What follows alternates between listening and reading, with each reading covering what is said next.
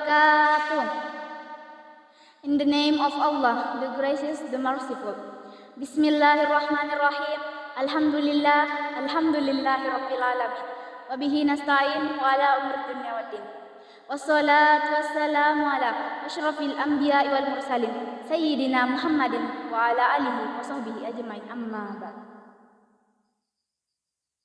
Pertama-tama, marilah kita panjatkan puja dan puji syukur atas kehadirat Allah Subhanahu wa taala yang telah memberikan kita kenikmatan berupa nikmat kesehatan, terlebih-lebih lagi yang dinamakan nikmat iman dan Islam.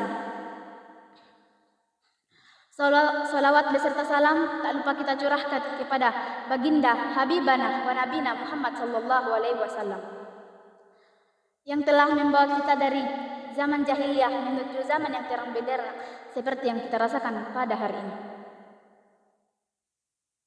Langsung saja, berdirinya saya di sini bukan bermaksud untuk menggurui kalian semua, tetapi berdirinya saya di sini ingin menyampaikan sedikit ilmu yang saya dapatkan dari Pondok Pesantren Modern Darul Mahfuz Likopakdis, karena saya pernah mendengar sabda Rasul yang berbunyi, "Balighu anni walau ayat," sampaikanlah ilmumu walaupun itu satu ayat. Dan adapun judul ceramah yang akan saya sampaikannya itu, kepada siapa kita bersedekah? Hadirin wal hadirat rahimakumullah.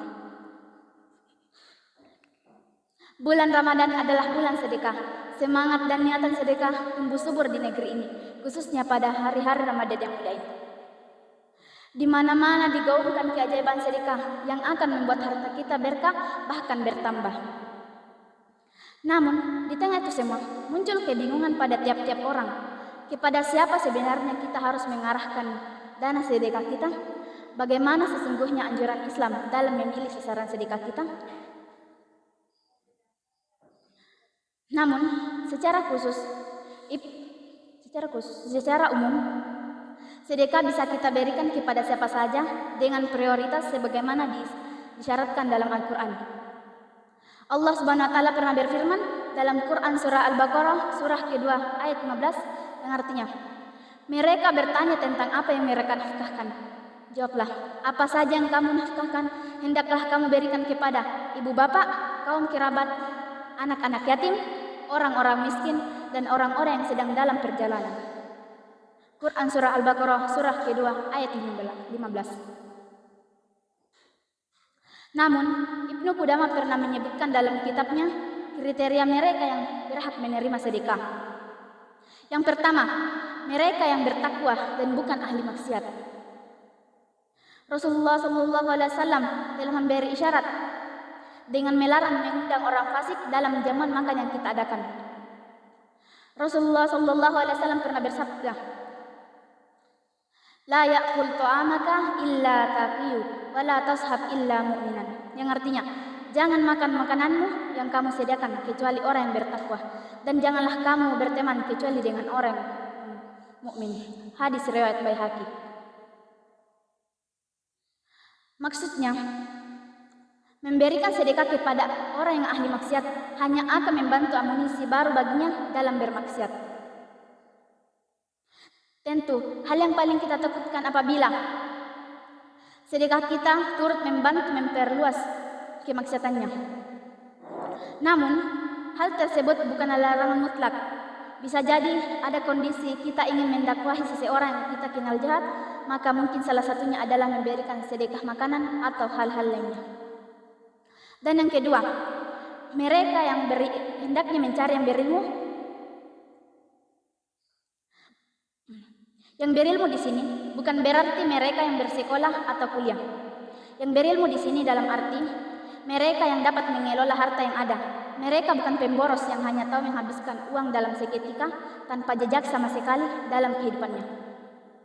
Allah Subhanahu wa taala pernah berfirman dalam Quran surah An-Nisa surah keempat ayat 15. Yang artinya, dan janganlah kamu serahkan kepada orang-orang yang bodoh, belum sempurna akalnya, harta mereka yang ada dalam kekuasaanmu, yang dijadikan Allah Subhanahu wa taala sebagai pokok kehidupan.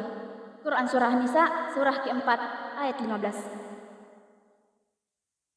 Dan yang ketiga,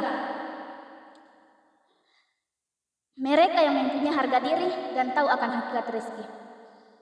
Maksudnya, Sedekah kita diberikan secara khusus kepada mereka yang tidak meminta-minta secara berlebihan, apalagi jika tidak dalam kondisi membutuhkan.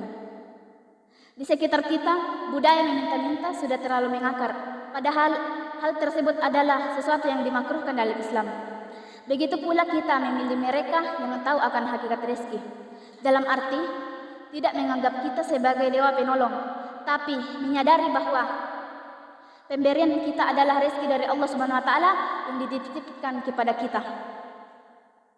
Mungkin ini yang disyaratkan dalam firman Allah Subhanahu wa taala dalam Quran surah Al-Baqarah surah kedua ayat 73 yang artinya, berinfaklah kepada orang-orang yang fakir yang terikat di jalan Allah.